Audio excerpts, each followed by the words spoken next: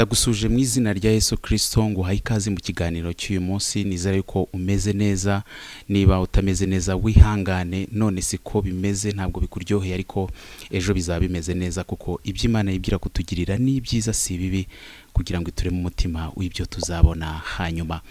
Kuri televiziyo yawe, waba urebera iki kiganiro kuri telefone yawe, uyirebera kuri iPad, uyirebera muri computer yawe, cyangwa se muri televiziyo muri salo, twaje kumenya ko hari abantu bajya bakurikira ibiganiro byacu bari muri salo ari umuryango. Twizera yuko mumeze neza. Ku bantu muri kubireba, turi kumwe n'umushumba ndetse n'umubyeyi, ariko amavuta mfite ngewe ntabwo anyemerera kuhita mbikora. Reka nakira umushumba. Pastor, umeze neza? Amahoro. Urashima Imana? Cyane. Hanyuma kubera ko amavuta yandusha, rero ngiye kuguha ikaze, ubanze udusengere kugira ngo ibyo tugiye gukora umwami Imana baha ahantu kandi hahindukiye maryibonaniro, twumva Imana mu kiganiro tugiye gukora. Ni ikaze. Data, mu izina rya Yesu Kristo, tuguha ikaze muri iki kiganiro kugira ngo ubane natwe, utumenyeshe ibyo ushaka kuvugana natwe. Reka ubuntu bw'Imana buba ahantu kandi imitima yacu yumve uhari. Mu izina rya Yesu Kristo. Amen. Amen. Ikaze aho uri hirya no hino. Hanyuma Pastor, umuntu ukubonye bwa mbere wanyemera tukamuha amahirwe kugira ngo amenye umushumba turi kumwe nawe, hanyuma utwakire umubyeyi mwiza mwegeranye. Nitwa Desire Habyarimana, ndi mwene so muri Kristo Yesu. Si ibyo. Ibyo ko uri umushumba nabivuze, ubwo wenda nuko udashatse ko tubisubiramo. Ntabwo nabikomerezaho. Yego. Hanyuma twakire rero umubyeyi muri kumwe tugiye gukora ikiganiro. Murakoze cyane, reka tumwakire. Buriya uvuga kuze ntiyakwivuga. Yego, nakwivuga nta kibazo. Nitwa Mwizerwa Janviere Nyirankundwa, ndi umubyeyi nkuko babivuze. Murakoze. Mwize, umeze neza? Meze neza. Uri amahoro? Ndi amahoro. Iki cyerekana ko umeze neza hirya yuko bari kukureba, ku buryo babwira umuntu uti meze neza kubera iki n'iki? Meze neza, nta kindi kintu gitumye mera neza, ni kubw'umusaraba wa Kristo, ni uduha ibyiringiro by'uyu munsi ndetse n'ejo hazaza. Hanyuma muri iki kiganiro ntabwo ndaba ndi njyenyine, ndi kumwe n'undi mupapa. Hanyuma reka muhe umwanya akomereze ku kindi gice gihari. Teho, umeze neza? Meze neza, tunishimira kuganira na Pasiteri ndetse na Madame Janviere. Uyu munsi turaba tuganira, murabizi ndetse n'abatabizi, ubwo turababwiye nk'inshuti z'u Rwanda cyangwa se abantu bakunda ibibera mu Rwanda n'ibyo biganiro dukora. U Rwanda ndetse n'isi muri rusange turi mu cyumweru ndetse n'iminsi 100 yo kwibuka jenoside yakorewe Abatutsi mu 1994. Rero ibyo tubivuga ntabwo itorero, abagize itorero ntabwo tuba twasigaye. Uyu munsi natwe turaza kuba tureba ibyo ngibyo bivuze iki ku buzima bwacu twebwe abakristo.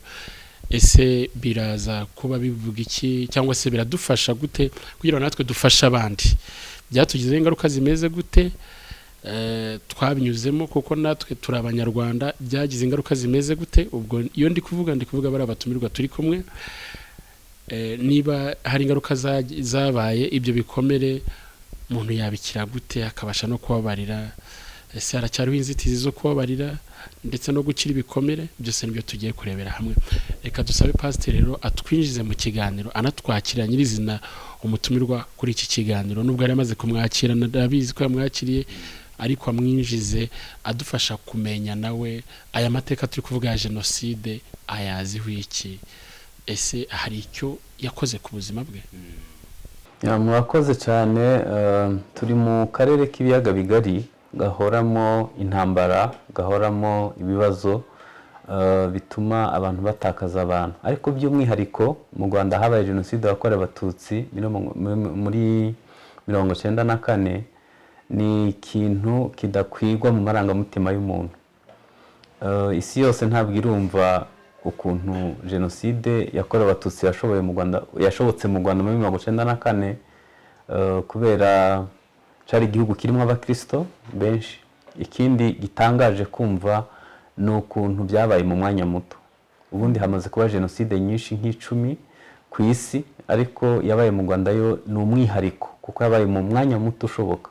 Byasaga nka bombe ituritse. Hanyuma nagira ngo mbwira abadukurikiye ko jenoside ni ukurimbura ubumuntu, birenze ko abatutsi miliyoni bapfuye, ahubwo ni ukurimbura ubumuntu. Bigira ingaruka z'imyaka myinshi. Turiho turibuka ku nshuro 27, ariko birasa nkaho bikomera ari bishasha. Umurimo wo gusana imitima ntabwo urarangira. Kuba kurikira ibitangazamakuru, muribuka ko hari inkuru zivuga uburyo abantu bagifite ihungabana kandi ku kigero kiri hejuru. Iki ni kigaragaza ko ingaruka za jenoside yakorewe abatutsi zirakomeza kandi mu myaka myinshi. Turi kumwe rero na Janviere, ni umwe mu barokotse jenoside yakorewe abatutsi muri 1994. Nishimiye kubana nawe muri iki kiganiro. Ni umutangabuhamya, ariko nanone afite icyazi ku buryo bw'isanamitima cyangwa se ku rugendo rwo gukira ibikomere. Ikaze. Yego, murakoze. Wadusangiza urugendo rwo aya matariki yari mabi. Yego cyane. Yari mabi mu gihugu hose. Wadusangiza urugendo mwagenze nk'umuryango, ibyo mwaciyemo muri iki gihe, uko mwari mumerewe. Yego, murakoze cyane. Wenda nimvuga ntangira kuvuga ndahera imbere gatoya kugira ngo byumvikane, bize kugera ku ngaruka nk'uko nabyumvise. Twari umuryango mwiza ushimishije, papa, mama, abana 5, abakristu. Navutse mbona papa na mama baririmba muri Hoziyana, ndetse papa yapfuye yari perezida wa Hoziyana.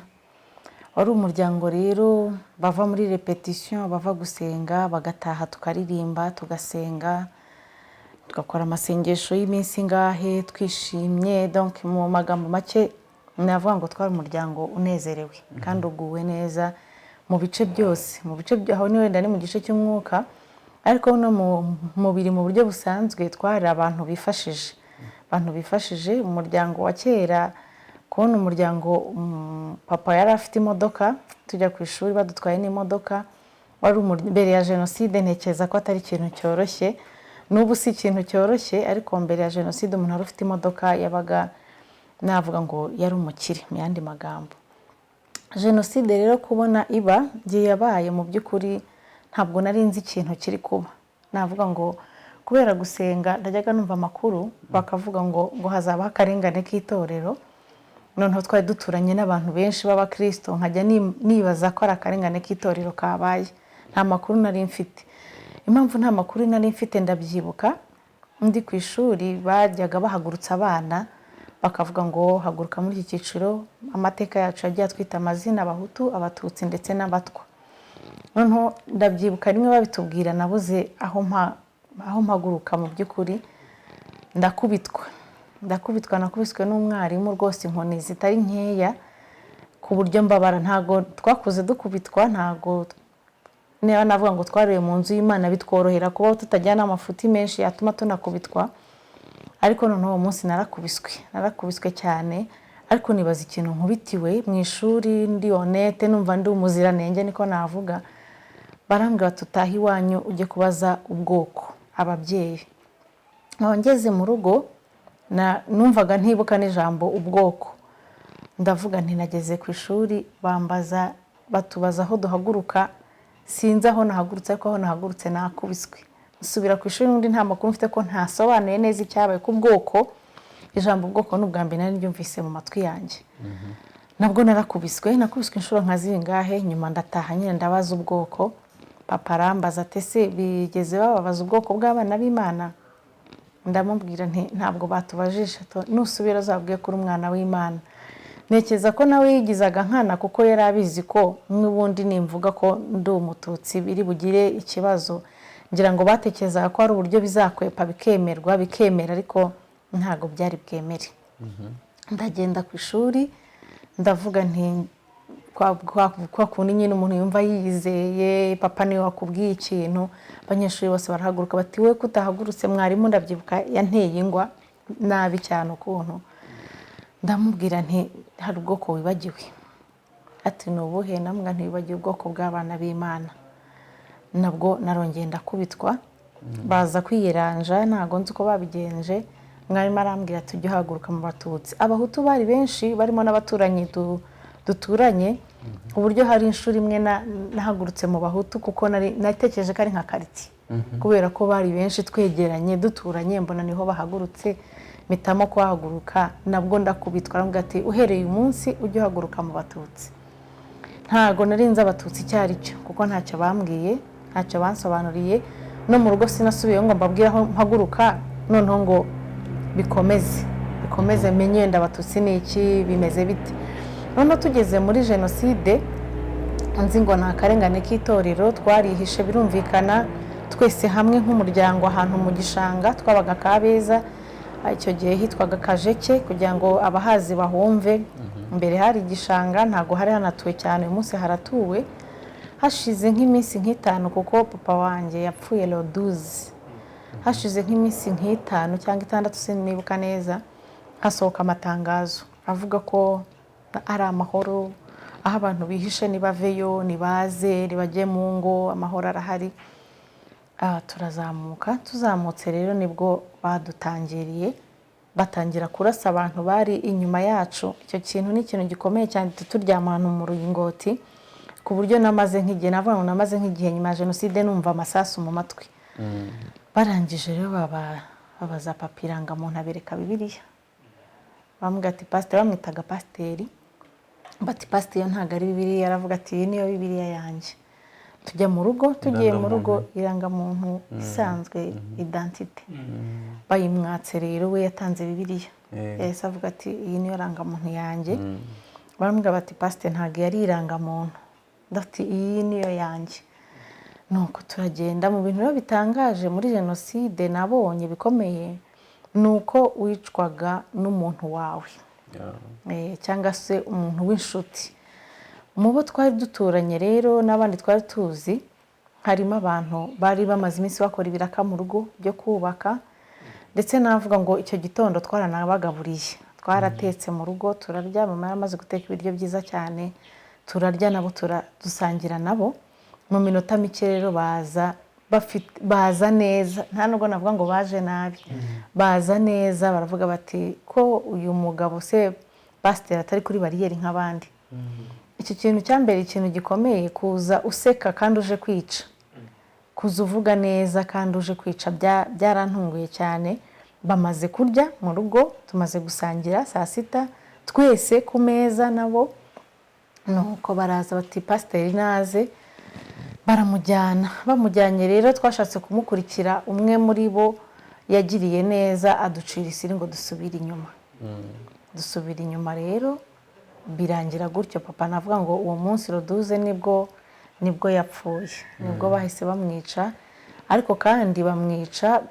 na n'isaha mbivuze neza ntago tuzi ngo bamwiciye he ntago twize tumushyingura bahise bamwica hari umuntu ejo bundi yaduhaye amakuru ariko atubwira ko uyafite akiriho ari muri gereza ya Mageragere nitwongeye kumubona ngo wenda tubaze amazina neza tujye gukurikirana ayo makuru tumushyingure mu cyubahiro nk'abandi birangira gutyo twe rero abasigaye twari abana 5 ndi umukobwa umwe ndi imfura n'abasaza banjye 4 bankurikira 2 bankurikira ntago twari kumwe bari baragiye kwa nyirarume bo barekokeye muri Sainte Famille habazi amakuru muri Sainte Famille ntago ari ikintu cyoroshye bahateraga grenade bahateraga ibintu bikomeye basohoraga abana b'abahungu n'abagabo ariko niho barokokeye mu bitangaza byinshi wenda ho ntago ndi buhavuge kuko ni birebire abaharokokeye barabyumva cyane hanyuma twe abasigaye ngewe n'abasaza 2 bato bo hepfo banyuma nibo twajyanye mama nawe turatandukana twagize amahirwe twaje kubonana nyuma ariko intera hamwe zazaga ko twigambaho ko bamwishe noneho aho twihishe byabaye ngombwa ko twihishanyishanya n'abasaza banjye 2 umwe twabanje kumubura umutoya yihishukwe nyuma sinzi ukuntu byagenze mu by'ukuri kugira ngo tubonane ni birebire hanyuma aho twihishe rero aho twari turi nuko ikintu gikomeye navuga ngo ni torture ariko iri mu buryo buri indirect cyangwa se direct sinzi ko nabivuga nuko twe twari tubikiwe kuzoroswa umubyeyi niko babyitaga, barazaga buri munsi gusuzuma ko duhari, bamenyesha n'izindi nterahamwe, barababwira ngo aba bana uko ari 3 tuzabica nyuma y'umubyeyi. Navuga ngo niho Imana yaturindiye, nicyo Imana yakoresheje kugira ngo turindwe n'Imana mu buryo bukomeye, kubera ko barazaga bakava kwica abandi bafite imihoro, barangiza akavuga ati mwizerwa arahari, undi yitwaga Jonathan professor ubu yaratashye, undi yitwaga Benjamin arahari, bamara kutureba neza ko duhari bakabasubira inyuma bakajya kwica, twe tugasigara aho ngaho. Baduha itariki sinyibuka, ni hari itariki 14 z'ukwa karindwi, ntago nyibuka neza mu by'ukuri, ariko baduha itariki yo mu kwa karindwi, nabwo wenda inkotanyi zaje. Tubaho ngaho rero ducunzwe. Umunsi umwe hari izindi nterahamwe zaje ahantu nihishe, bakajya tumenaho ibintu amazi n'iki, bagira ngo batuvumbure. Ngira amahirwe uwo munsi ntibatuvumbura, batanga itangazo rero ko harimo abantu basigaye bagomba kuzoroswa umubyeyi. Hari abasasi b'umubyeyi, hari n'abandi rero ngo bagombaga koroswa umubyeyi. Muri abo rero twarimo njye na basaza banjye 2 batoya. Imana yabikoze gutyo, bibwira ko bazatworosa umubyeyi, ariko ariho Imana iduteganyirije kuturindira. Ndabyibuka umunsi bari butwiceho, nicyo gihe inkotanyi zageze aho twari turi. Nahise njya kwihisha, ngiye kwihisha bari bahari bakavuga ati ko mwizerwa ari hehe. None aho narindi aho yamatekeje nibuka undi muntu wenda bishobora kuba byarabayeho ibirenze ibyanjye nk'ibyo, naravugaga ntubuko ko bambabariye ntibamvuge bagapfa bonyine, kuko impfa abantu bapfaga zabaga zikomeye. Ndibuka umwana w'inshuti yanjye twari duturanye, bamutwaye ndeba gutya, mwirukaho mu modoka, bangarura abantu bari baduhishe, bamfata inyuma barangarura, bamfunda nk'ahantu. Ariko ndibuka ko bamujyanye muri Toyota, bamwisha, baje kubivuga barabyigambaga ukabyumva, bamwisha bamaze kumuviyora ku myaka ye. Wenda iyo mukurikira nanjye nicyo cyari bumbeho, ariko icyo nshimira Imana aho ngaho nuko wenda nagize amahirwe kugira umuntu ngarura akongera akamfunda ahantu, bigatuma nyine abamujyanye batambona. Inkotanyi zije rero ndihisha, ndavuga nti aba bantu banyemereye bagapfa bonyine, ko niyo tariki twari twahawe. Kumva ubwo barabisikanye, nterahamwe zari zije kutwica, inkotanyi nazo zihageze zigenda, inkotanyi nazo zinjira muri quartier. Niho rero zatubonye, ndihisha bikomeye, nari njye no kugira ingorane zo kuhasigara, ariko inkotanyi ziranga kuhava, zavuga ngo uwo mwana tubanze tumubone. Ngira umugisha rero ku munsi wo gupfaho, niwo munsi inkotanyi zaje ziratureba, duca ku mirambo, birumvikana ikomeye. Kunyura rero mu bindi bikomeye nabonye, kunyura ku mirambo y'abantu uzi abapapa, abamama, abana mwakinanaga, ntabwo ari ikintu cyoroshye. Ugenda unyura ku ruhande, hari n'igihe wabanyuragaho ukagira ngo ni bazima, kuko hari abarebaga, hari uwo bicaga nyine ntabwo bagiraga wa mwanya. Kumunyuraho rero ukagenda byari ikintu gikomeye. Nibyo ngibyo. Hanyuma mama, wenda dufasha abantu badukurikiye, dusubiye inyuma gato, hariya bazaga babaza bati mwizerwa n'abavandimwe be 2, mama yari ari hehe? Abandi bavandimwe kuki bo batabazaga aho bari, bakabaza umwe 3 gusa? Arashobora kwibaza impamvu ari mwe basa n'abarobanuraga bashaka kubaza aho muri. Mama bari bazi ko bamwishe, kuko hari interahamwe imwe twari duturanye. Iyo nterahamwe rero yaje mu rugo, papa yari yaramugiriye neza, na wabaga ahantu muri quartier ari umukene, akenera ikintu papa akakimuha, mbese ubugwa neza yamugiriye. Iyo nterahamwe yahise ijyana mama mu ishyamba, ahantu bitaga mu ishyamba ryabagaragaza, barahazi, yari ifite ukuntu ihura na Kicukiro, abantu benshi bahihishe nubwo batagize umugisha. Noneho bajyaga rero kumuhiga, bagatema ibiti babimushyiraho, kuko yari abizi ko yamuhishe, bagatema ibiti babimushyiraho. Uko kubimushyiraho rero byaroroshye, byatumye nyine we nyine batamubona. Bicara rero bazi ko bamwishe, byarangiye kubazaga banabivuga. Nyuma njye naje kumubona muri jenoside hagati, ahishwa n'undi mugabo, navuga ngo Imana umugisha no baracyariho, yitwa Ndushabandi. Aramuhisha muhishiwe, we rero naramubonaga, ariko tubiziranye turi 2, basaza banjye bato batabizi. nkamubona twe dufite ahantu turebana ahantu nkamupepera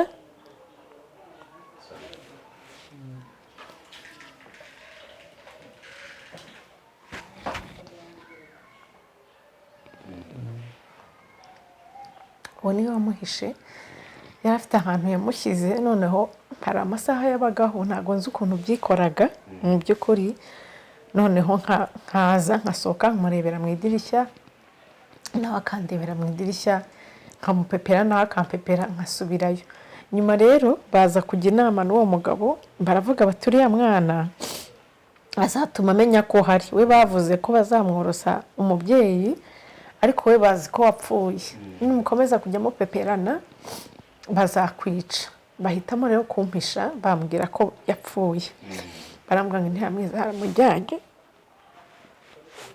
ko baramwishe niyo mpamvu rero batamutubazaga bari bazi ko yapfuye hanyuma abasaza banjye bakuru urumva abantu bicaga babaga ari abantu babazi ntabwo umucunga n'abantu batabazi bafite amakuru bari babizi ko tutari kumwe bari babizi ko bari kwa marume twari tuzwi ku buryo na vakansi akenshi twaragendaga babaga babizi ko nyine abo badahari bari bazi abo bahasanze niyo mpamvu bavuga ko ari twe tuzoroswa umubyeyi ariko ko abandi nyine bari bazi aho bari mama we bari bazi ko bamwishe. Inkuru ya mbere mwumva ko papa atakiriho byarangiye mwayakiye ryari wari kumwe na mama cyangwa nkawe nk'umwana mukuru ushobora kuba ari we wayumvise mbere kuko hari abo twagiye twumva yamenyaga ababyeyi be ko ari bo bagiye ari we mukuru akabihisha batoya kugira ngo badahungabana bakazabimenya nyuma mwabimenye ryari? Navuga ngo kuri papa twabimenye uwo munsi kuko yapfanye n'umuntu twaririmbanaga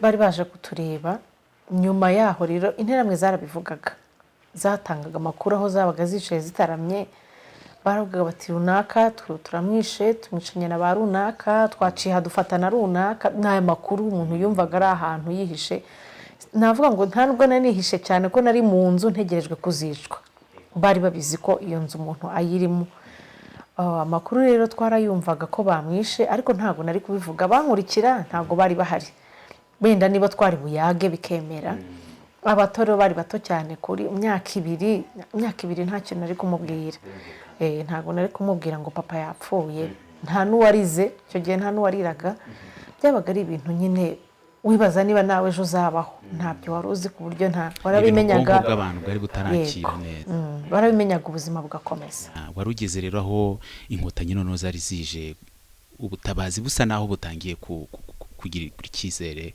niho wari ugeze komereza aho ngaho?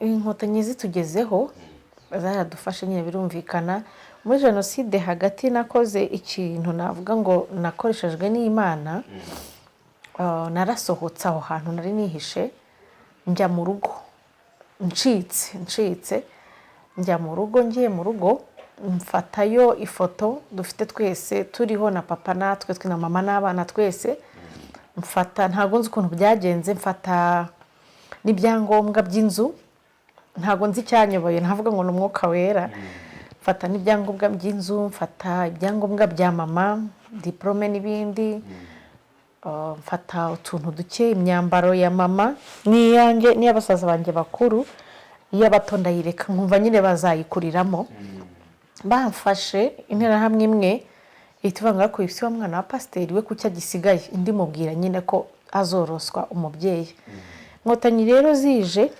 mpashatse kuhahera kubera icyo kintu nakoze nirutse njya gufata ibyo bintu byose two dufurumba niko navuga nari narabitse nafagiye gufata mu rugo ndushyira mu mufuka ntujyanye inkotanyi zirantwaza icyo kintu cyaranshimishije cyane kuko nari maze kugera ahantu ntekereza ko abantu bose babaye babi ntekereza ko nta muntu n'umwe ufite undi mpuhwe nta muntu wishimiye kundi abaho bantwaza umusirikare umwe antwaza agafuka nyine karimo ibyo bifurumba turagenda batujyanye muri stade Amahoro stade Amahoro naho kubahabaye hagwaga ibisasu harimo n'umuririmbyi umwe rwose wahise abapararize twaririmbanaga baramurashe nyine haswagamo ibisasu bahita baparariza igice cyo hepfo aho rero ntabwo twahatinze urumva ubwo ndacyari kumwe n'abana babiri batoya nabo n'abampishe.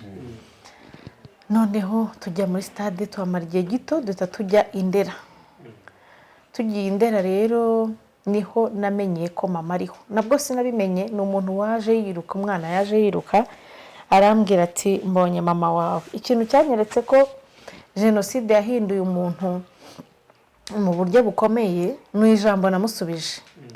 Namusubije ijambo ntazi ko nagiraga mu mutima wanjye cyangwa mu mutwe, kubera ko numvaga narakuze neza nakuriye mu nzu y'Imana, ariko naramubwiye ngo nanjye naramwigeze, uvuga nanjye naramwigeze. Bahise musubiza nabi cyane mureba, nandi ndavuga nti mama wanjye nanjye naramwigeze. Mu bitangaza rero mbona araje, kumbe we aho yari yihishe nawe inkotanyi zaraje zirahamusanga, ariko navuga ngo yabonywe na mwene wabo.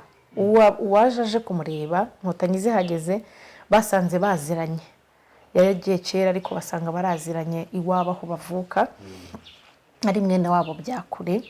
Niwe rero wamubwiye ati abana bawe ndumva hari ahantu nababonye. Nawe nyine agira ngo baramubeshya, akajya yirirwa rira yifungiranye, ariko nyine igihe kiragera Indera. Noneho niho twabonaniye, tubona imodoka y'abasirikare, Imana ibaha umugisha gufata uwo mwanya. Byarashoboka ko bamwihorera, ariko bafashe uwo mwanya wo kuzenguruka ahantu hose, navuga ngo hari inkambi cyangwa se hari impunzi, niko nabivuga, kugira ngo barebe ko batubona. Baratubona rero, bamugeraho nyine baza duhita tubana mu buzima butoroshye. Ndabyibuka umwana umwe mutoya yahise amubwira ngo mama ndashonje, ngo ndashaka ibirayi. Ntago nzi aho yabikuye, ariko yahise ajya mu murima wa Ndera nyine avanamo uturayi twasigara duteka aduha umwana. Mbona yenda ko kuri uwo amarangamutima agarutse. Ku gitangaje abo babiri batoya jenoside yabaye mu by'ukuri bagenda, ariko bahise bananirwa kugenda, bahita navuga ngo ni nk'utumuga, bahita bakomeza baricara. Icyo gihe rero duhuye na mama niyo watangiye kubatoza kugenda bundi bushyashya, mwana imyaka 2 n'undi imyaka 3, yatangiye no kubatoza kugenda bundi bushyashya. Ndumva ari byo ngibyo. N'urugendo rutari rworoshye runakomeye, rurimo twavuga ngo mwihangane. Iyo turi kuvuga ibyo hari iby'ingaruka uvuze uti barumuna banjye bamwe ntibari bakinashobora kugenda, kandi imbere bari basanzwe bagenda. Ariko nanone reka turebe ingaruka. Iyo turi kuvuga ibyo tunareba ingaruka, ariko kuko tuganira nk'abakristo, wavuze ngo papa yari perezida wa korali Hoziyana, nta wari ugihari ngo abajyana no kurepeta ibyo mwari musanzwe mumenyereye, amasengesho mwajyaga musengana ntiyari agikunda. Ubona byaragize ingaruka zimeze gute ku myizerere yawe? Byangije iki uburyo rusanzwe wemera wizera Kristo, n'ibikomere byaguteye mu bijyanye no kwizera cyane? Urakoze cyane. Naho nari buhere nubwo utari buhambaze mu ngaruka zimwe nahuye nazo. Nubwo nakuriye mu nzu y'Imana, nahise numva ntakaje kuyizera, kubera ko numvaga mu byatumye uwo muntu aturokora tukihisha nuko nyine yamugiriye neza. Numvaga papa ari umuntu mwiza mu bice byose, abanira abantu neza, ni umuntu w'Imana. Ndetse nabo babanye cyangwa se navuga ngo abari mu bigo muri Hoziyana, n'uyu munsi wabaje bakubwiye bati uwo muntu yari umuntu mwiza. Numvaga rero Imana izamurindira icyo cyonyine, numvaga izamurinda. Imana niba ishobora byose, niba ari urukundo idukunda, yarabonye ubwiza bwayo, nkumva mbese ubwiza bwe, nkumva izamurindira icyo ngicyo. Iyo rero ni ingaruka ya mbere nagize, iyo kumva ntumva Imana neza. Sinaretse gusenga kuko numvaga n'ubundi tugiye gupfa. Hari ukuntu umuntu abaho yumva n'undi agiye gupfa. Iyo ngira ngo nizera ko hariho igihe kinini cyo kubaho, umenya nawe kuvuga nti ibintu menya bidakora, menya ibintu mbega bidafite ishingiro.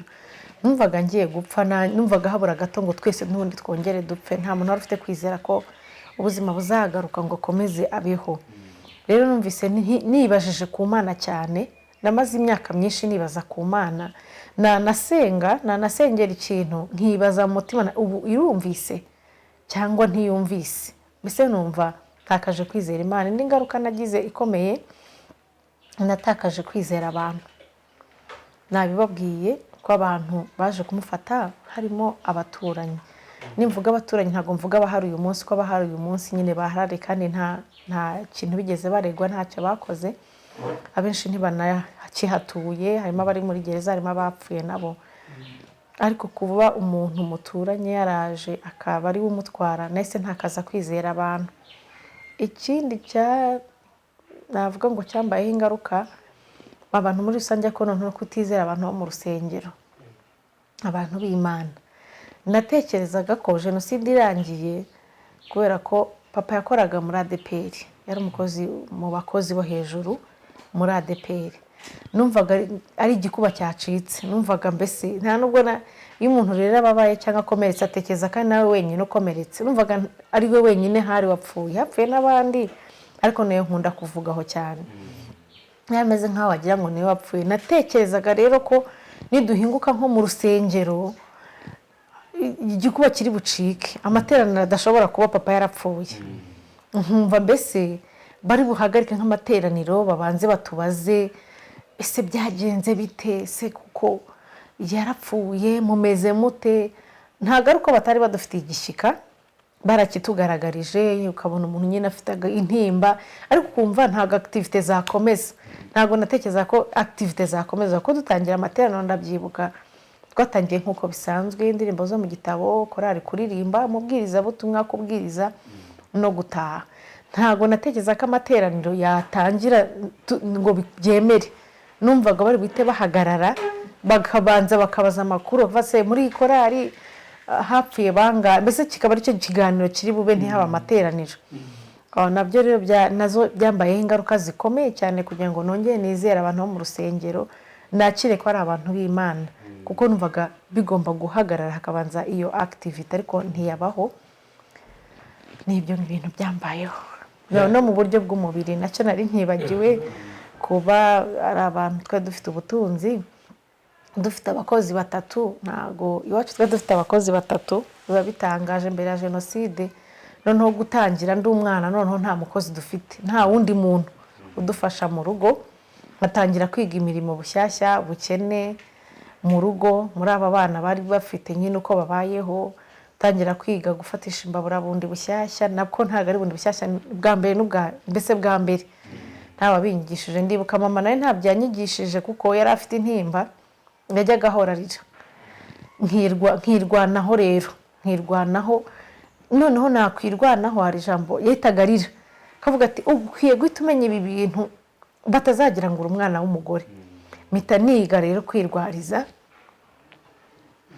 no kwirwanaho. Ndabyibuka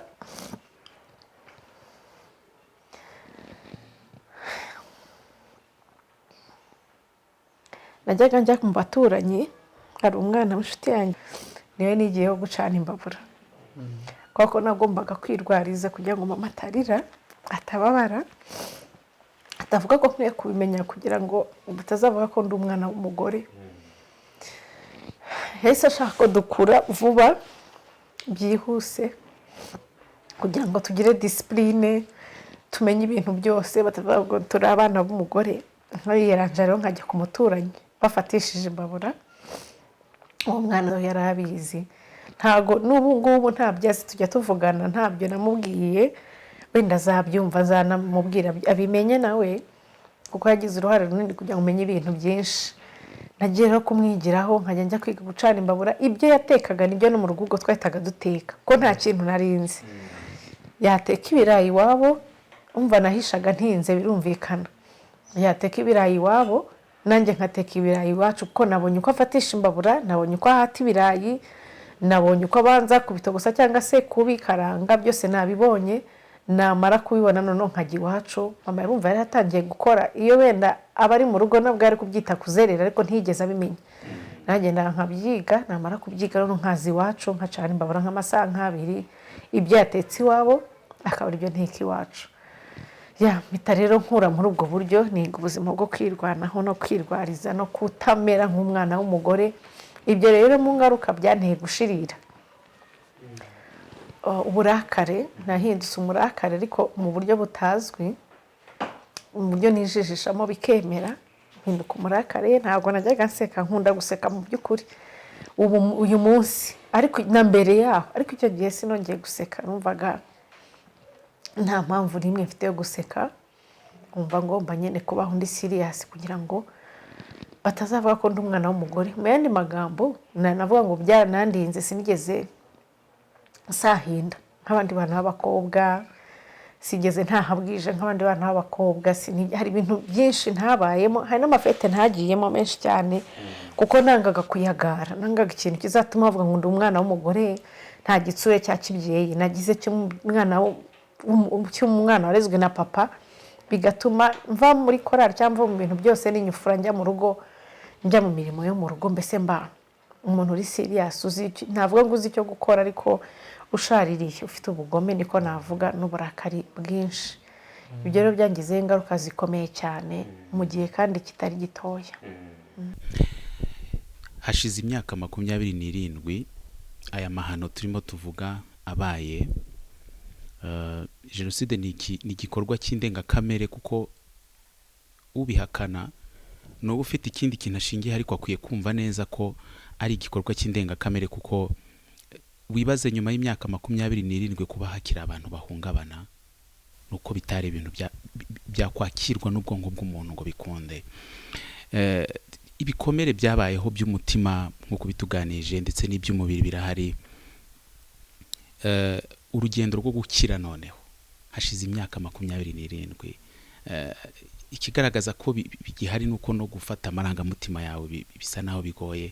Reka mbaze mubwira ngo ihangane, hobera ubuzima, Imana iracyahari.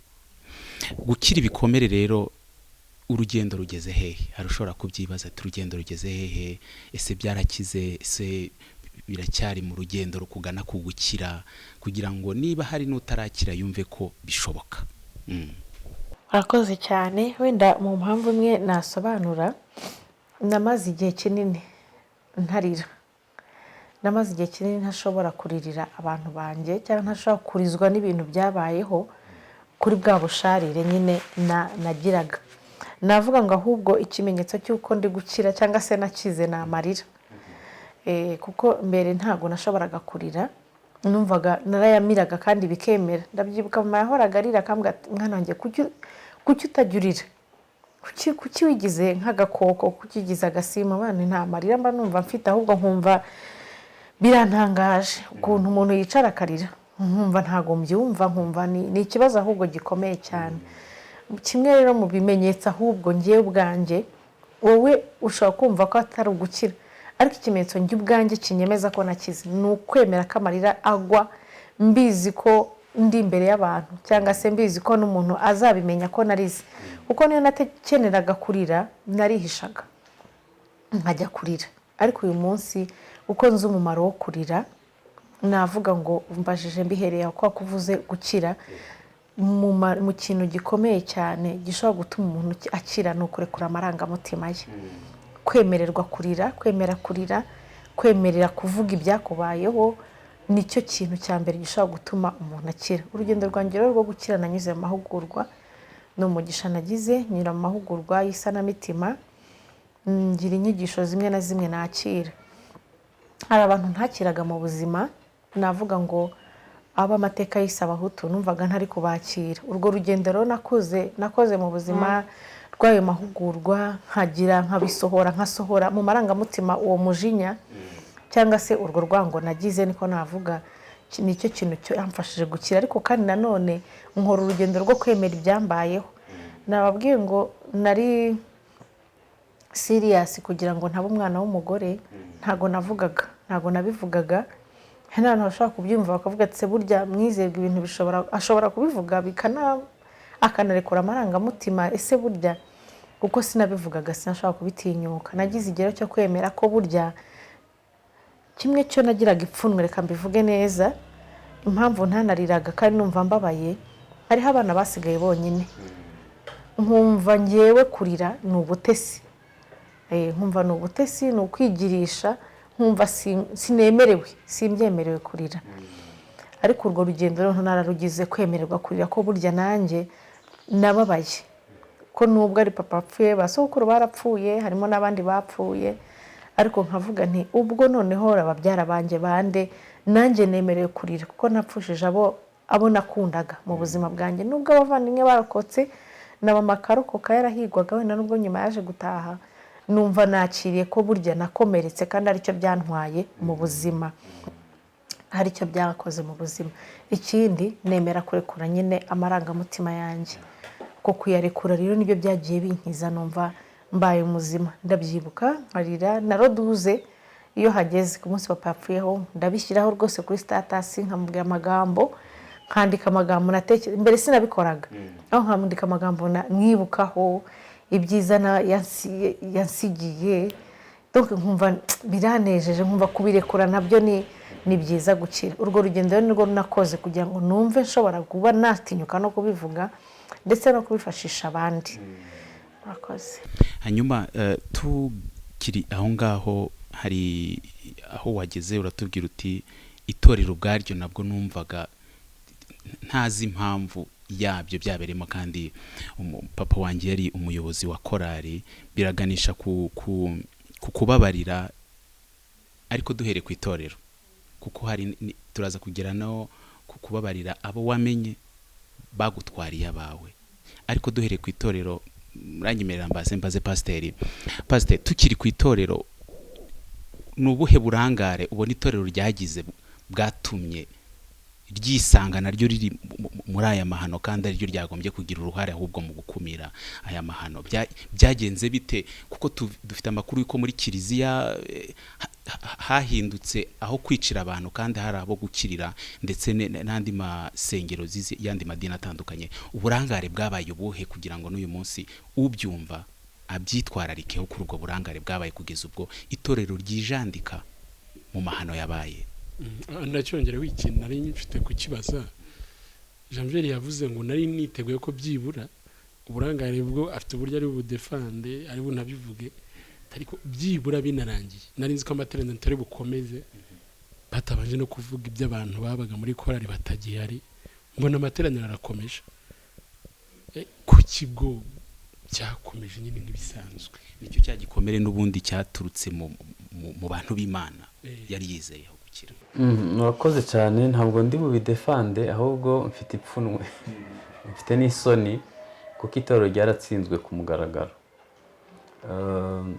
Habaye intege nke zikabije byatewe n'ikintu kimwe nuko twahinduye abantu kuba abayoboke bacu kuruta kubahindura kuba abana b'Imana kuko umwana w'Imana ntiyica ntasambana ntakora n'ibindi ahubwo nuko twahinduye abantu kuba abayoboke b'amadini yacu n'amatorero kuruta kuba abana b'Imana. Ibi mvuga 2014 cyangwa na 5 sinibuka dekarasiyo yamusanze kuri stade Amahoro aho abashumba biyemereye ko bahinduye abantu kuba abayoboke babo batabahinduye kuba abana b'Imana aribyo byatumye haba jenoside bakora abatutsi abakristo bakitwara nabi bakagira uruhare rugaragara mu kwica.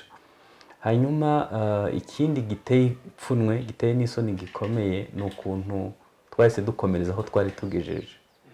Ni ukuvuga ngo nyuma ya jenoside muri gacaca ko abapasiteri ku ruhimbi abaririmbyi muri korale abantu mu badiyakoni ukibaza burya yaririmbaga yaratabye umuntu ari muzima kandi abizi yatanga igaburo kandi yarishe ntiyakoze ikowa cyo kwihana.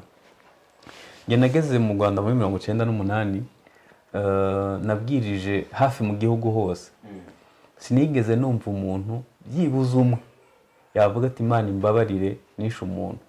Hano kibaza buriya miliyoni yishwe n'abantu bangahe ni benshi ariko nta bateye intambwe ngo yihane. No kuvuga ko iyo hatabaye igikorwa cyo kwihana nta nubwo byorohereza abahemukiwe mu gutanga imbabazi. Muribuka ko leta byageze igihe igasa nkaho ibinginga yavuga ati basi mwihane musabe imbabazi tubabagirira imbabazi ariko mu by'ukuri kitari igikorwa kivuye cyane mu mutima mu gutsindwa mu kugira agahinda no kumenya ububi bw'ibyo umuntu yakoze.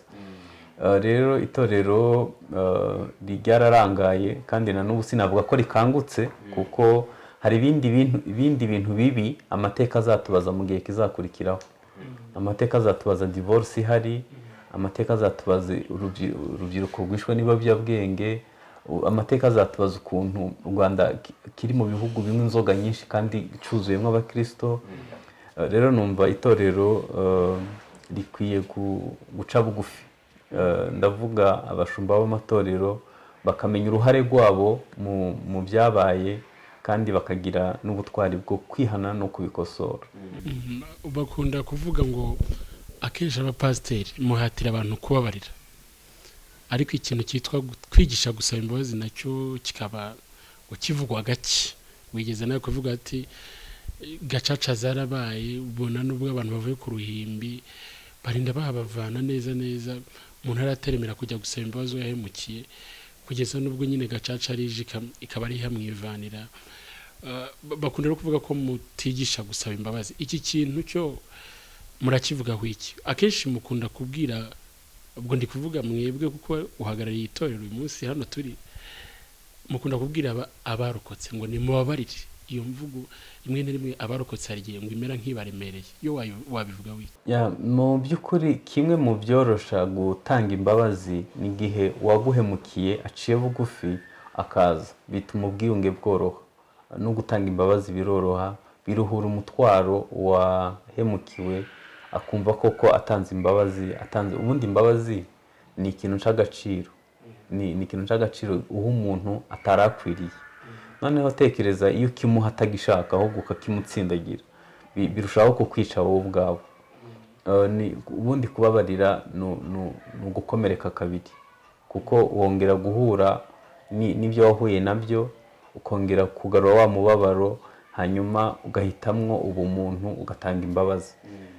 Rero mu nyigisho nanjye nagiye numva inshuro nyinshi nizivuga kubabarira, ariko ntizivuga gusaba imbabazi, kandi izi mpande zombi zikwiye kwigishwa. Nibwo byashoboka. Numva abazadukurikira cyangwa se abadukurikira abigisha bakwiye gukora ku mpande zombi. Nibyo bizatuma abantu babohoka mu mutima, abantu bakarekura ibyo babitse mu mutima, bakabohoka bigakunda.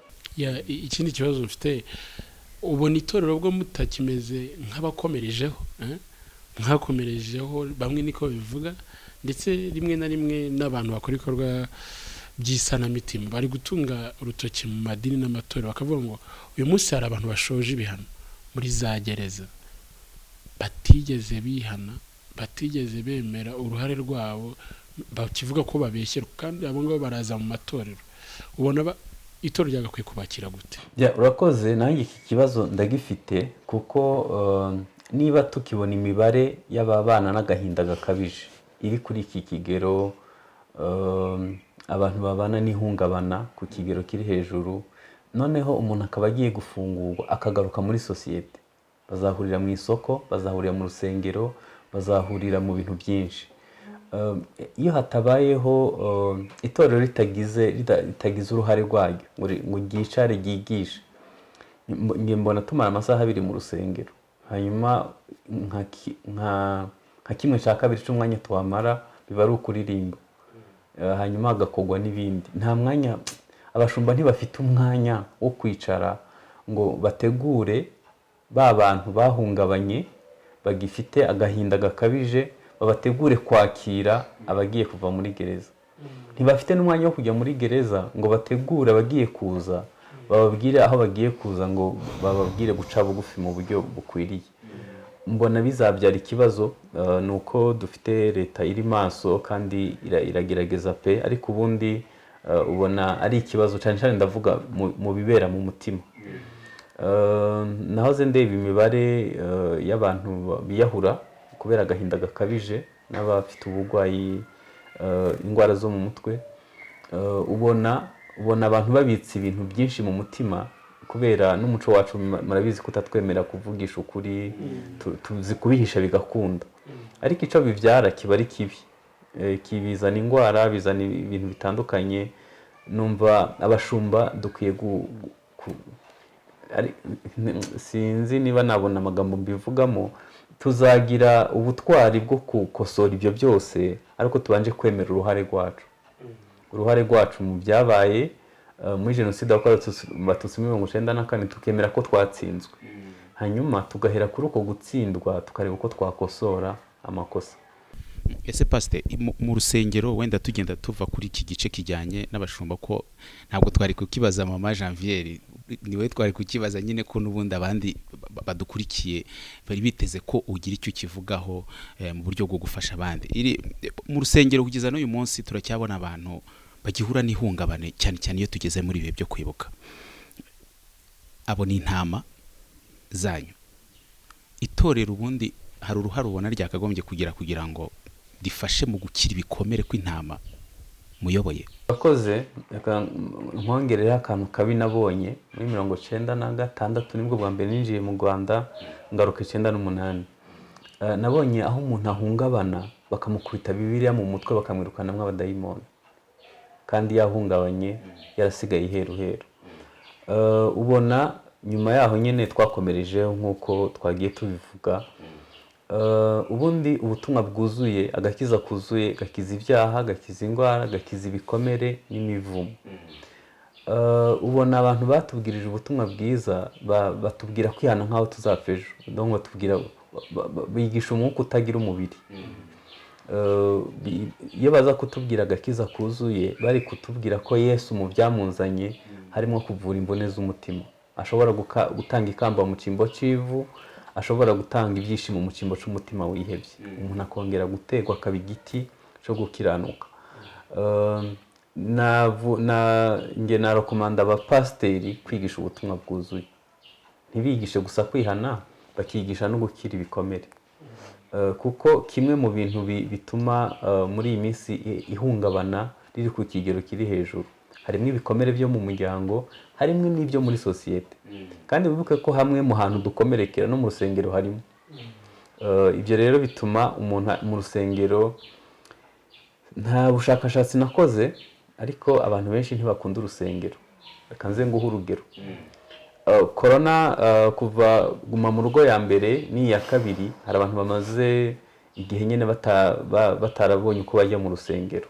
Uzi ko n'isengero zafunguwe zisigaye zibura abantu. Kubera iki? Nyine abantu babonye ko umuntu ashobora kuba atari mu rusengero bigakunda. Hanyuma babona n'igihe cyo guhunga ibikomere bahuye nabyo mu rusengero. Numva rero dukwiye guhindura uko twigisha, tukigisha ubutumwa bwuzuye kugira ngo abantu bakiri ihungabana n'akandi gahinda gakabije. Twari tugifite amahirwe, ngira ngo amadini n'amatorero, niba nibuka neza imibare ya RGB ararenze 1500. Utekereza ko urebye abantu bayinjiramo buri cyumweru, abapasiteri bose bashize umutima mu kwigisha ubutumwa bwuzuye. Umva abantu twafasha mu gukira bakajya gukiza abandi baba ari benshi. Urakoze cyane. Katugaruke kuri Madame Janviere, adusangiza urugendo yagize. None twavuze urwo gukomereka kwe nuko amateka nyine yamusigiye ingaruka.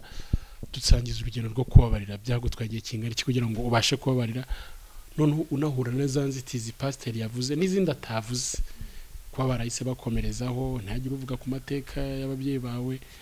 Niki byagenze gute kugira ngo none ubashe gukira, unababarire? Gukira byo badusangije uko byagenze, ariko none urugendo rwo kubabarira n'inzitizi wagize. Murakoze. Urugendo rwo kubabarira nabwo navuga ngo rwabaye nyine urugendo, ntabwo ari ikintu cyabaye umunota umwe.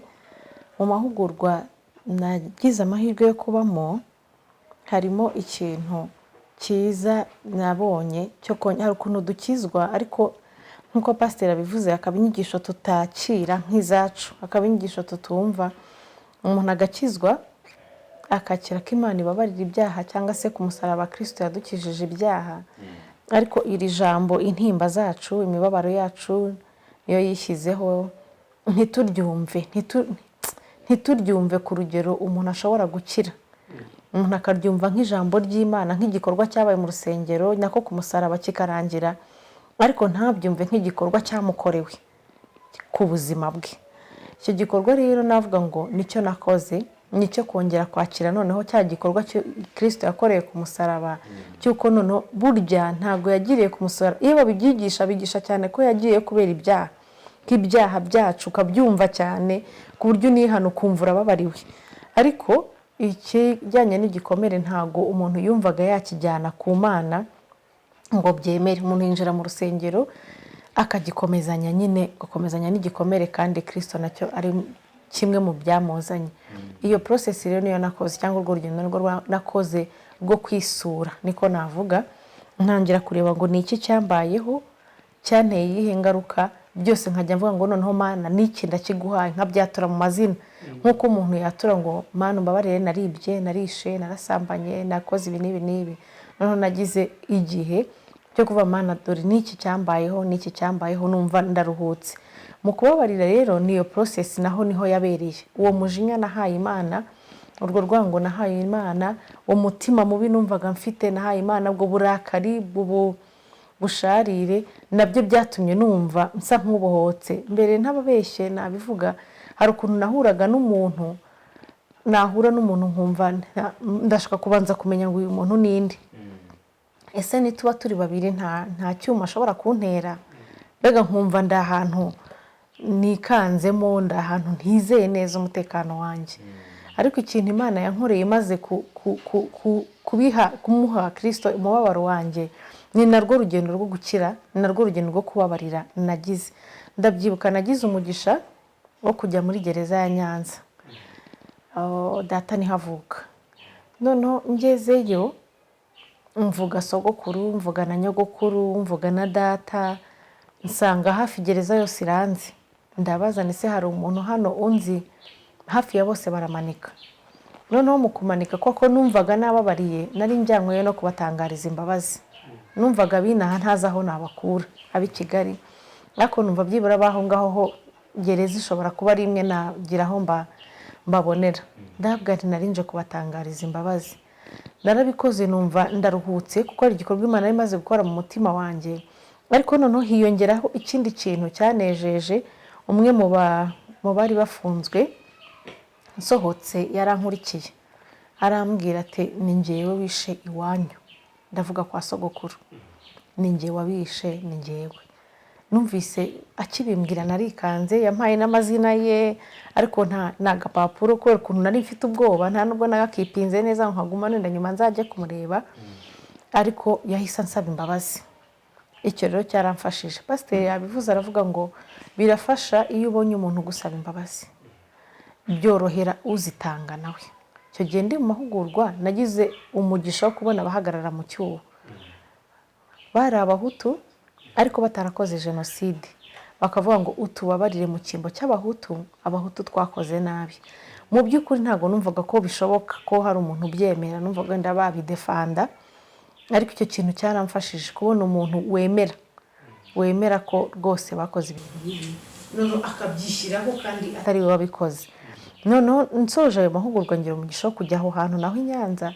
Uwo muntu rero asaba imbabazi ku giti cye, noneho nk'uwakoze igikorwa. Arambwira ati umbabarire, nabyumvise ibyo wavuze byose, umbabarire ninjye wishe iwanyu. Byarantushije rero, ntabwo natekerezaga ko namuhobera, ntabwo natekereza ko nagera kuri urwo rugero, ariko nahise muhobera. Ndamubwira nti Imana igumugisha ko nsabye imbabazi, ndakubabariye. Icyo rero cyaramfashije. Ndavuga nti burya umuntu ashobora guhinduka. Uyu muntu yarishe, ariko kuba agize n'imbaraga noneho zo kuvuga ngo mbabarira, burya n'umuntu yahinduka, n'uwagize nabi yahinduka. Ni naho rero icyizere cy'abantu cyagarutse. Mu rusengero rero ho, nubwo naho byasaga nk'ibirimo, ariko hari abantu bamfashije batavuze, bakoze gusa. Jenoside ikirangira wenda baziyumva, bazanimenya. Harimo umupapa, ubu ni abapasiteri bombi, umwe yabaye perezida wacu, undi abadirija wacu. Bafashije gukira icyo kintu cyo mu rusengero batavuze, ariko bakoze. Navuga ngo barankunze cyane, bakantwara neza. N'umwana mutoya, nkiri mutoya, navuga ngo nabo bamfashije bagize uruhare mu kumenya uko umuntu aba mu murimo w'Imana. Barantoje buryo bambwiraga, narakererwaga, umuntu yavuga nabi nkumva ndashaka kwivumbura, nkumva ndashaka gukubiramo ibya jenoside byose ngo mbimutureho. Ariko babitwaye mu rwego bituma mvuga ngo ntago abantu bose ari babi, akaza kuba ati mwizerwa rero wakererewe kandi kuguhana ndumva ntashaka kuguhana ushobora kuba ufite impamvu yabiguteye akanabitwara neza akavuga ati ushobora kuba wenda wanatetse kandi wenda ntanaje ntetse atari ku butaha wajya uzinduka kare mbese bantwaye ikibyeyi niko navuga ukabikora wamara kubikora ukaza no mu murimo w'Imana abo bantu rero bamfashije gukira ntibigeze banyuka inabi kwa kundi umuntu hari ibyo yica mu buryo bw'imiririmbire wenda ngo umuntu gira ikintu agukorera ahubwo bantwaye neza kuko jenoside ikirangira no muri kore bavugaga imisanzu nkumva banyibukije papa donc nkumva nababwira ngo nimuyitange mwe mugifite ababyeyi nimuyitange mwe mukiriho mugifite n'imiryango nkumva nicyo kintu kise kiza mu mutima wanjye ko nkatungurwa nuko Imana yabakoresheje cyane ntago wenda twakennye ku buryo nabura imisanzu ariko Imana yabakoreshaga bakavuga ngo ariko ngo nka Janviere yacyari muto mbese ugasanga bafite ukuntu babitwaye akavuga ati twanataha kumva umwana amubwira ati uyu musanzu ntuzawutange ikintu ntuzagikore wowe donc genda numva uwo mutima w'abantu ndavuga nti ibyo nari narishyizemo nubwo iki kintu kitabaye ariko ntago abantu bose ari babi. Janviere ibintu byabaye birenze ubwonko ku buryo kugira ngo tubivuge byasaba igihe kinini hanyuma tugana ku musozo wenda mbere yuko muvandimwe Theo dusoza ikiganiro watubwiye ko urugendo rwo kubabarira wagize umugisha reka mbyita umugisha wo kurugeraho ku buryo uyu munsi wumva umutima ubohotse harusha dukurikije ushobora kwibaza ngo ariko abavukanye cyangwa se abavandimwe bawe bo icyo kintu kijyanye no kubabarira kuko harimo abakuru wenda byabaye babireba kandi n'abari batoya mwageza mu babwira amateka uko byagenze kijyanye no kubabarira ku bavandimwe bawe bimeze bite Janviere?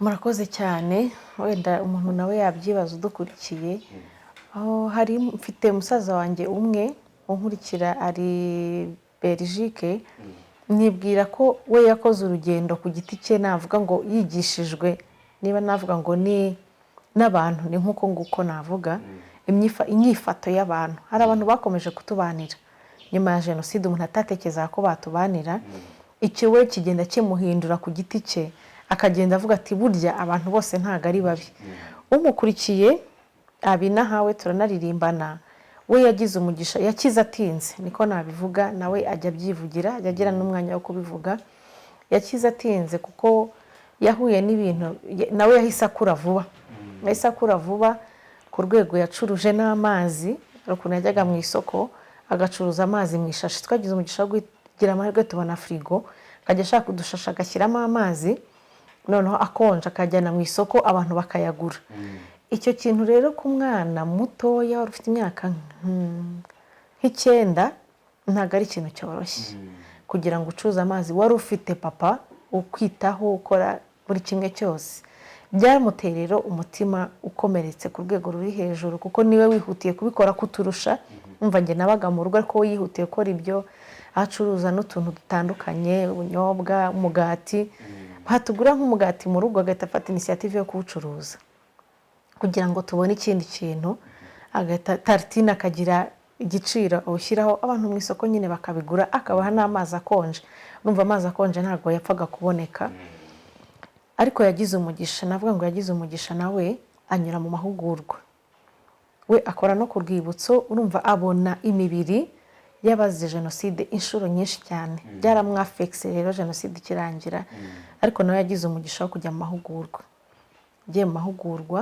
mu byo yavuze nawe yatangaje imbabazi muri ayo mahugurwa twe duhari ni amahugurwa twakoze turi kumwe n'abarimbyi turirimbana nabo barabizi barabyibuka aho rero niho yatangiye gutangariza imbabazi aranabivuga aravuga uko yari amerewe n'uko yiyumva arababarira abakiri bato bo basa nkaho batwigiyeho ntibari bafite byinshi ntibanabwiwe byinshi basa nkaho batwigiyeho bo ntibabaye affecte nkatwe bo ntago bagize uwo mujinya nkatwe ntibagize ayo macakubiri nkatwe basa nkaho bagiye gukura twe turi gukira bamera nkaho batwigiyeho bakomeza uwo murongo uyu munsi yo babyumva nk'ibintu bameze nkaho nta kintu babonye umwe wenda yaranitahiye hasigaye bucura ariko ameze nkaho nta kintu yabonye we yumva televiziyo akumva radio akatubaza amakuru ariko ntibyigeze bimutera amacakubiri bisa nkaho yatangiye gukura no guhumuka twe twakize turi gukira ibikomeye ku buryo asa nkaho yatwigiyeho nta kibazo byamuteye. mbere yuko dusoza ni irihe kosa usaba imbabazi ashobora gukora usabwa imbabazi bikamugora kuzitanga? Iryo kosa ni ikosa ryo kumera nkaho ari amakosa ajya akorwa umuntu agasaba imbabazi akavuga ngo hari amahano yabaye, ngo mbabarire kubw'amahano yabaye, cyangwa akavuga ati urumva nyine leta yaradushutse nuko bigenda kwa kundi. Umuntu ubabaye ntabwo icyo kintu acyumva, akeneye kubwirwa mu ijambo navuga ngo ryumutse cyangwa ryumvikana rivuga ngo mbabarira nakwiciye abawe, ninjye wishe abawe. Umuntu wiciwe akeneye ayo makuru, akeneye kumenya wari umeze utumwica, wamwiciye iki, wamushyize hehe, akeneye iyo detaye, nibyo bikiza. Ku muntu rero wishe iyo avuze ngo hari amahano nyine yabaye, nawe urabyumva, leta nyine yaradushutse, umuntu wiciwe biramukomeretsa kuko ntago aba asabye imbabazi, aba yireguye, aba afashe icyaha cye akagishyira ku wundi muntu, ntago kiba kikiri icye, gihita gihera ahantu hagati, ubabarira nawe akabura waha imbabazi kuko ntago aba yavuze icyabaye. Cyangwa ngo niba wabishobora kumbabarira, cyangwa urabizi neza ko Bibiliya idutegeka kubabarira, uri umuntu w'Imana ndabizi, nizere ko biri bukorohere kumbabarira. Nta ibyo birababaza, kuko yemerewe no kumubwira ngo sinkubabariye kugira ngo abanze akore urwo rugendo nyine rwo kubabarira. Mbere ko tugera kuri pasiteri ngo adusoreze, iyo abantu basaba imbabazi banazitanga, hari ibintu bikunda kubaho by'imbogamizi, sinzi niba nawe utarazigize, kugira ngo utange imbabazi hakaba ubwo umuryango udahita ubyakirira rimwe, we waba uvuga uti genda porokarama imbabazi, ariko abo muvukana cyangwa n'abo ukomokamo bakakubwira ati uvuga uvuye aho ibyo bintu uvuga ntabwo twe turabyumva, ibyo se ni ibiki, uzanye iki, ukamera nk'umuntu ubaye mushya mu muryango. We ntibyigeze bikubaho? Ntago byabura kuba, cyane cyane ko iyo umuntu akomeretse cyangwa se afite ubwo burakari, ntabwo ari ikintu atangaza, ntabwo ari ikintu apiburiya ngo agenda avuga ngo mfite urwangano rwo mu mutima cyangwa se ndarakaye. Iyo ugifite ibyo bikomere hari ibyo utavuga, n'ukubona ntabwo aba azi ko burya ubifite, biba bifite nyirabyo. Ntabwo rero byabura ko ushobora gutanga imbabazi ngo ugire izo nzitizi. Wenda umugisha nagize natanze imbabazi ntari kumwe nabo, ngo akubwira ati oya ndanze ntuzitange, ariko iyo uzitanze igihita kiba no gutandukana n'inshuti, byanze bikunze bigutandukanya n'inshuti, kubera ko mu kigare cy'abantu babana hari ukuntu iyo wanga umuntu muramuganira, iyo mwanga abantu murabaganira. Kuva rero aho hantu, wenda niba twishaza tuba runaka aragapfa gusa, ni urugero wenda ntanze, none ukaba utakiri aho ngaho, ukaba udashobora kuganira bene ibyo biganiro, byanze bikunze hari urungano bigukuramo, hari abo utangira gutandukana nabo kubera ko wowe wabaye uwundi. Ntabwo ari mu kubabarira gusa, ni muri uru rugendo rw'agakiza, iyo ukijijwe bigutandukanya nawe usize inyuma. Ntabwo rero byabura, nanjye byambayeho. Urakoze cyane pastor. Hari umuntu udukurikiye rero uyu munsi ujya kumera nka Janviere wa mbere yuko ajya muri ya mahugurwa, utarabasha kubabarira, ugifite ibyo areba akavuga ati n'ubundi bose nta n'umwe muzima barimo, mbese ibyo tuvuga ngo byo kubabarira, byo gukira ibikomere nta nabyumva. Niyo wavuze ibintu byo kubabarira wumva ari amateka, wamubwira iki, wamufasha ute? Murakoze. Namubwira ko kimwe mu biranga gukomereka ni ugushira abantu mu gatebo kamwe, ukajya wumva abantu bose ari babi, kumva abantu bose nta muzima ubarimo. Ariko kimwe mu bifasha gukira ni uguhindura imyumvire cyangwa se guhindura imirebere y'ikibazo.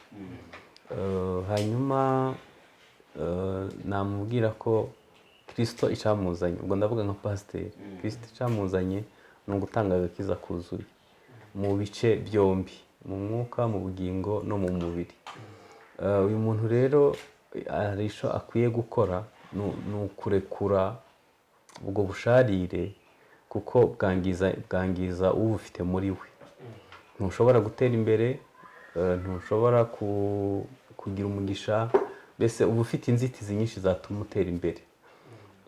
Hari abantu ashobora kuba yararokotse jenoside yakorewe abatutsi muri 1994 ariko akajyanga no kureba isambo iwabo, ndavuga mu matongo, kandi ari n'ahantu habyara umusaruro, ariko kubera guhungabana akanga no kureba aho hantu, akaba uyu munsi ariyo abayeho ubuzima burimo ubukene bimugoye, kandi ibyo bikaba abiterwa na za nzitizi zo kutarekura amateka. Hari imvugo dukoresha mu kwibuka ivuga kwibuka twiyubaka. Iyo tuvuze kwibuka twiyubaka tuba tuvuze muri bya bice byombi, umwuka, mu bugingo no mu mubiri. Rero umuntu amubwira ko Kristo n'umuterankunga wacu mu guhinduka no mu kutwubaka, ashobora kwakira ibyatubayeho hanyuma akaduha ihumure. Bibiliya iravuga ngo ni Imana nyiri ihumure, iduhumuriza mu makuba yacu, natwe tukazatanga ihumure twahawe n'Imana. Numva arico namushishikariza no gusanga Kristo yemeye kwakira abarushe n'abaremerewe, akamuha kuremerwa k'umutima we, hanyuma ni nawe ushobora gutanga izo mbaraga zatera umuntu kubabarira no gutangira urugendo rw'ubuzima, kandi birashoboka. Murakoze cyane, turabashimiye. Dushimiye Madame Janviere waduha ubuhamya bukomeye, navuga ngo komeza gutwaza jya mbere, ntabwo byari byoroshye. Tunashimiye Pasiteri watanze intervention kugira ngo arusheho kudufasha muri ibyo bibazo byose twibazaga, ndetse tunashimira Dominique twabanye muri iki kiganiro. Turagira ngo rero dusabe Pasiteri aze gusoza n'undi adusengera. Mwese Imana ibahe umugisha badukurikiye. Turi mu gihe cyo kwibuka, ariko kwibuka nyine bidutere no kwiyubaka, kandi niba wumva hari umutima hari ibyo utarabohokera, komeza kwibwira umwami Yesu umubwire ngo ibi ntibirakunda. Theo, nibutse akantu gatoya mbere uko dusoza. Hari abantu badukurikiye b'abakobwa, ashobora kwicara akibaza ati ese mama Janviere yari umukobwa ariko ubu yatubwiye ko ari umumama, akatekereza ati ese nyuma yaje kubaka gute, wenda ari mu gice kizakurikira ni byemera kugira ngo dufashe uwo muntu ko ushobora gutakaza ibyiringiro by'uko noneho ushobora kugera mu kindi cyiciro abandi bose bageraho cyo kubaka urugo, akumva ntibishoboka, akumva n'inzozi. Hari n'abazinutswe bumva icyo kintu kidashobora kubaho. Wenda Imana niduha umugisha mu gice kizakurikira tuzafasha abakobwa, dufashe n'ababyeyi bafite abakobwa bameze batyo kugira ngo babashe kubohoka mu mitima yabo. Katwakire Pasiteri dusengere. Data mu izina rya Yesu, uri Imana nyiri ihumure ryose, uduhumuriza amakuba yacu, natwe tukazatanga ihumure twahawe nawe. Humuriza igihugu, humuriza imiryango, humuriza umuntu wese yanyuze muri jenoside yakorewe abatutsi muri 1994, akaba agifite ihungabana, akaba agifite umutima ubabaye, akaba atarabasha kwakira no kurekura umubabaro we. Turasenze kugira ngo utange ihumure, duhe wubaka abantu mu mwuka, wubaka abantu mu bugingo, wubaka abantu no mu mubiri. Mwami, ndagushimiye ko uzatugira igihugu kinejeje, kandi aho ugejeje ukora turahagushimira. Turasenze kugira ngo uduhe gutanga umusanzu mu gukira kw'abandi, uzabukoze. Imbaraga zawe zibane natwe mu izina rya Kristo Yesu. Amen.